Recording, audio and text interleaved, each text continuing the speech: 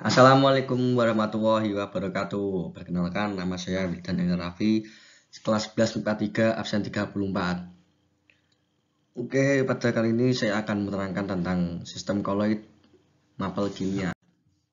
Sistem koloid merupakan bentuk campuran yang keadaannya terletak di antara larutan dan suspensi campuran kasar dan memiliki sifat-sifat yang perbedaan koloid dengan larutan dan suspensi. 1.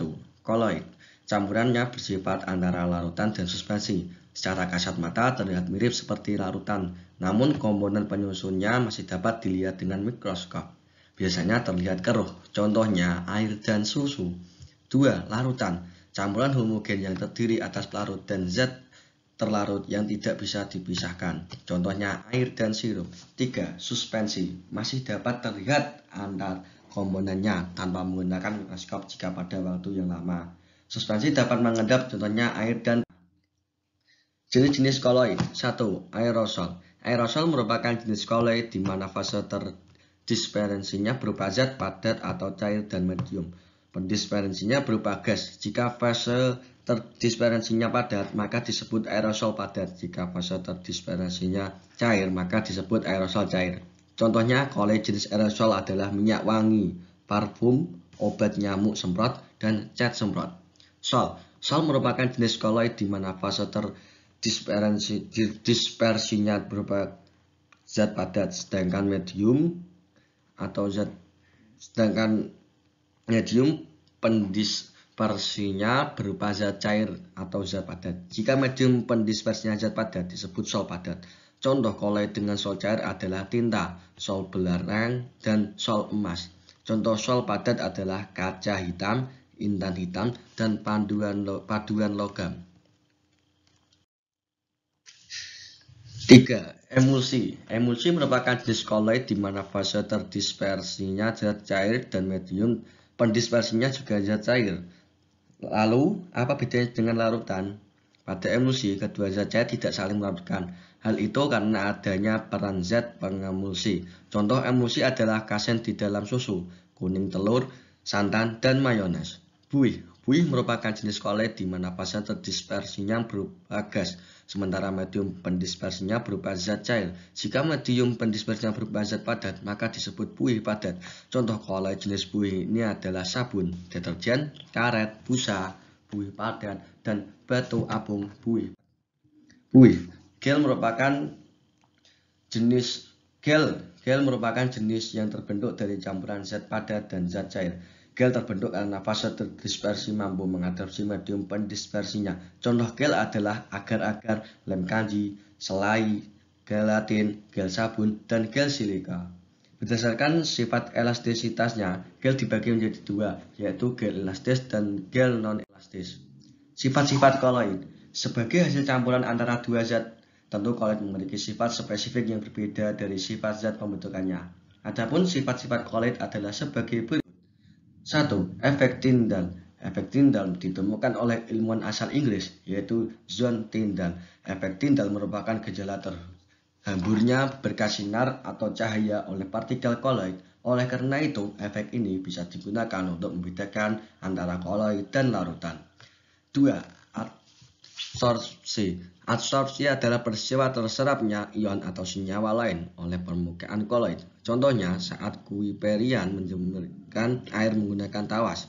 Tawas digunakan sebagai penjernih air karena memiliki kemampuan untuk menyerap polutan di dalam air.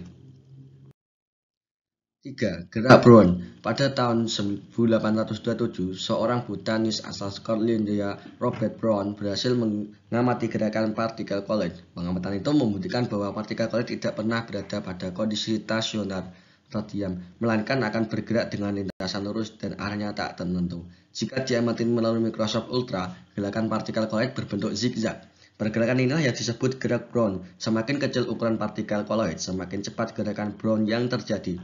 Contoh gerakan Brown ini bisa Kuiperian lihat saat partikel debu bergerak melalui celah jendela yang terkena sinar matahari. Jika diperhatikan, partikel debu tersebut akan senantiasa bergerak tanpa henti dan dasarnya berbentuk. 4. Muatan koloid. Koloid dibedakan menjadi dua berdasarkan muatannya, yaitu koloid bermuatan positif dan koloid bermuatan negatif. 5. Koloid pelindung. Koloid pelindung adalah koloid yang mampu melindungi koloid lain agar tidak mengalami koagulasi. 6. Koloid koagulasi. Koagulasi merupakan peristiwa menggumpalnya koloid pembentuk endapan. Terjadinya koagulasi dipengaruhi oleh pemanasan, pendinginan, pengadukan, atau penambahan asam. Contoh koagulasi adalah saat kue piringan menambahkan sedikit senyawa asam ke dalam susu. Akibat penambahan asam tersebut, susu akan mengalami penggumpalan membentuk suatu endapan. Koloid liofil dan liofil. Koloid liofil merupakan koloid yang mampu mengabsorpsi cairan, sehingga terbentuk selubung di sekitar koloid. Contohnya agar-agar. Koloid liofil merupakan koloid yang mengabsorpsi cairan dengan syarat cairan tersebut harus netral atau tidak bermuatan. 8. Dialisis. Dialisis merupakan proses pemisahan koloid dari ion-ion pengotornya. Dialisis ini dilakukan dengan cara mengalirkan cairan melalui membran semi-permeable yang berfungsi sebagai penyaring. 9. Elektroforesis. Elektroforesis yaitu metode untuk memisahkan partikel koloid bermuatan menggunakan arus listrik. Hasil elektroforesis ini bisa digunakan untuk mengetahui jenis muatan koloid.